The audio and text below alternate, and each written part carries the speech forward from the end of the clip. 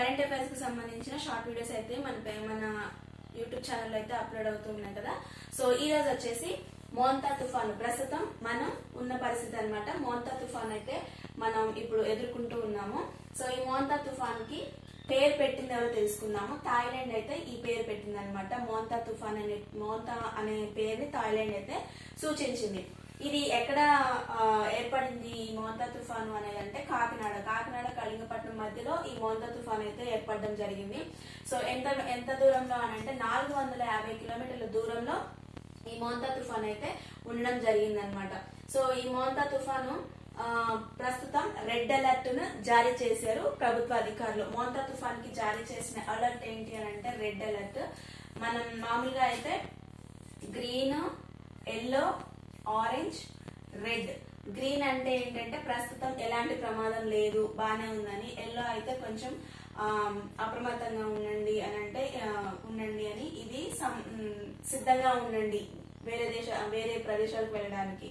Red అంటే ఇక పూర్తిగా ఆపద వచ్చేసిందని అర్థము. ప్రస్తుతం మోంతా తుఫాన్ కి ప్రభుత్వ అధికారులు జారీ చేసిన కలర్ ఏంటి అంటే రెడ్ అలర్ట్ అయితే జారీ చేశారనమాట. సో ఇది కాకినాడ తీరంలో అయితే ఏర్పడింది. 450 కిలోమీటర్ల దూరంలో అయితే ఈ మోంతా తుఫాన్ అయితే ఏర్పడడం జరిగిందనమాట. సో ఈ పేర్లు ఎవరు సూచించారు అని అంటే, ఎవరు సూచిస్తారు, దీనికి ఏంటి సంబంధించిందంటే ప్రపంచ వాతావరణ సంస్థ, అలాగే economic social commission and Asia and Pacific ఇవైతే మనకి ఈ పేర్లు అయితే సూచించడం జరుగుతుంది. దీంట్లో మొత్తం 13 దేశాలు సభ్య దేశాలుగా అయితే ఉండడం జరిగిందనమాట.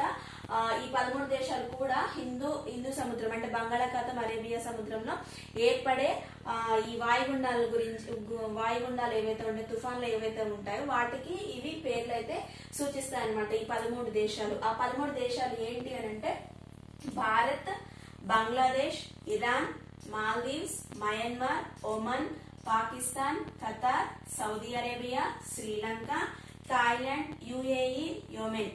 ఈ 13 దేశాలు కూడా ఈ తుఫాన్లకి పేర్లు అయితే సూచిస్తాయి. ఈసారి వంతు థాయిలాండ్ కి వచ్చింది. సో థాయిలాండ్ వారు మోంతా అనే పేరునైతే సూచించడం జరిగిందనమాట. మోంతా తుఫాను ఏ తీరాన్ని తాకింది అంటే కాకినాడ సముద్ర తీరాన్ని తాకింది. ఎన్ని కిలోమీటర్ల దూరంలో అంటే 450 కిలోమీటర్ల దూరంలో అయితే ఈ మోంతా తుఫాను ఏర్పడడం జరిగిందనమాట.